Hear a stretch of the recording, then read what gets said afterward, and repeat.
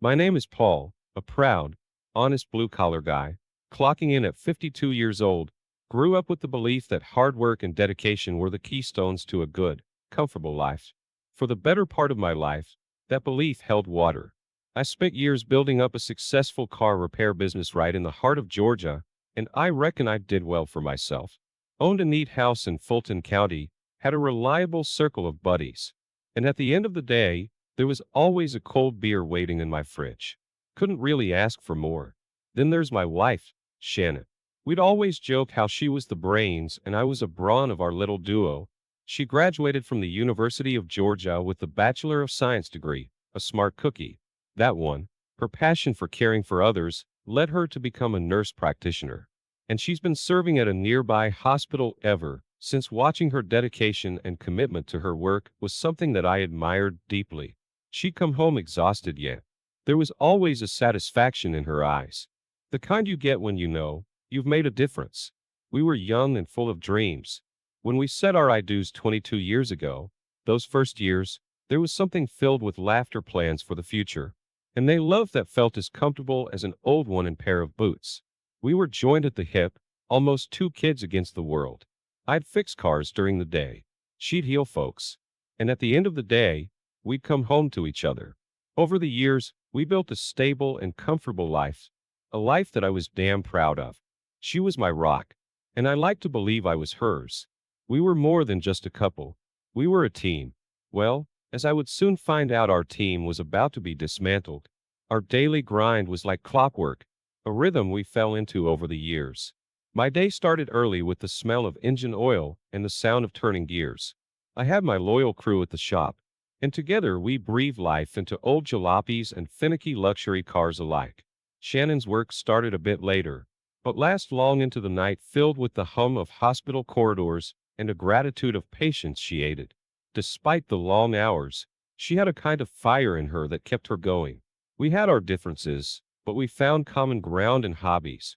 We both enjoyed gardening, hiking, and the occasional cooking battle in our humble kitchen.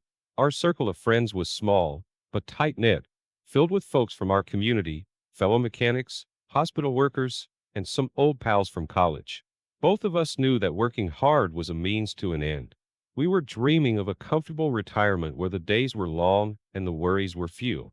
We'd fantasize about finally getting that RV and setting off on a cross-country trip, just the two of us exploring every nook and cranny of this beautiful country. To make that dream a reality, we were diligent about contributing to our 401k plans. Every month a chunk of our earnings would go towards it. I would put a chunk in mine and she would put a chunk of money in her 401k. We were practical folks, and we knew that planning for the future was just as important as living in the present. Well, I had no idea that 401k was about to become a thorn in my side, and the future we were so eagerly planning was going to look vastly different than we imagined. I'll never forget that day as I was manning the booth for my repair shop. I saw one of Shannon's coworkers, Sue, walking over. She had a friendly face, always had a kind word or a funny anecdote from the hospital to share. That day she seemed a bit off, but I brushed it off as exhaustion from the long hospital shifts. We chatted about this and that, the weather, the fare, the latest hospital gossip. Then out of the blue, Sue mentioned something that made my heart rate rise instantly. She casually brought up a certain someone my wife had met at a conference, how they seemed to hit it off, how Shannon had been glowing since then. She must have seen the confusion on my face, quickly backpedaling, saying it was probably nothing, just a harmless crush, but I couldn't shake off what she said.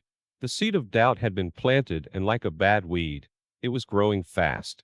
Was my wife, Shannon, involved with someone else? Disbelief, confusion, and a kind of gut-wrenching turmoil started brewing inside me. The woman I spent half my life with, who I trusted, was now a question mark.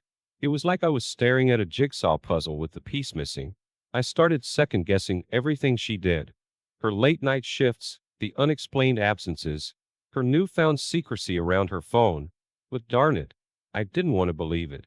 Not Shannon, not my wife, but this feeling wouldn't let me be. It was eating me up from the inside. Finally, I decided to confront her. On this day, we were in our backyard, tending to our rose bushes. As the nervousness set in, I asked her straight out about the guy from the conference. She was like, "What are you talking about?" I then told her, "Your coworker told me that you were a little too close with this person you were talking to at the conference, and you might have a crush on him." She got defensive right away and said she was lying. She has never gotten that angry about anything. After that, it was pure silence. I didn't stay in the garden with her. I left and didn't tell her where I was going. I drove around for a while, trying to gather my thoughts to figure out what was going on. Why would Sue come up to me and tell me that? But my wife said she was lying. After about an hour or so, I went back home and my wife was sitting on the couch on her phone. She didn't even greet me, which was really strange. Didn't even ask where I had gone. Was I all right? Nothing. The next morning, I went to my shop and talked to one of the managers that worked for me. He was a long-time employee and was about the same age as me. I opened up to him and told him how my wife reacted to her coworker's remark about her getting too close to a guy at a conference. He said that might be a red flag. He said most of the time, people who don't have anything to hide will usually try to find out why she said that, and being defensive right away isn't a good sign. The rest of my work day was horrible after he said that. I couldn't get it out of my mind, but I wasn't going to say anything else to my wife about it. But I wasn't done. I was going to be more observant to see if there was any truth to this. And I wasn't going to ask Sue again. Over the next few weeks, my wife's behavior started to shift a little bit. I didn't confront her about it.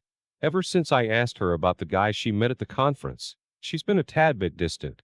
It's been 3 weeks since that day, and we haven't been intimate. The hobbies we shared came to a screeching halt. Fast forward 2 days, and I go to open the shop one morning and a woman greets me with an envelope and screams at me and tells me, "Tell your wife to stay the hell away from my husband." Man, you should have seen my face. I go in.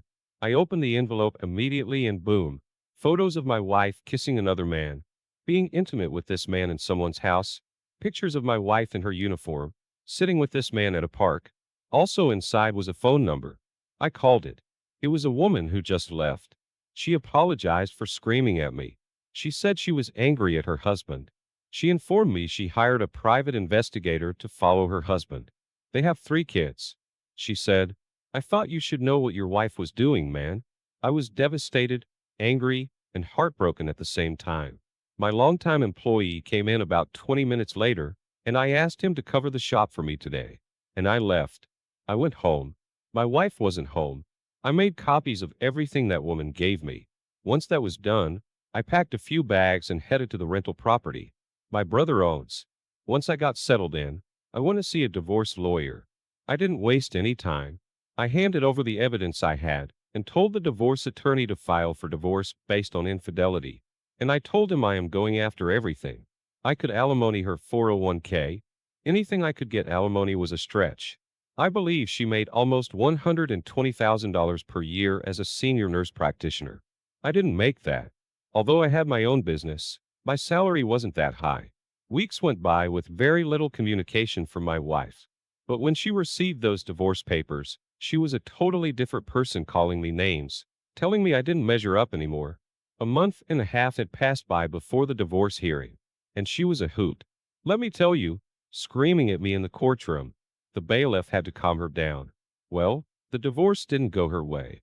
I ended up getting alimony in the amount of $900 per month for 9 years.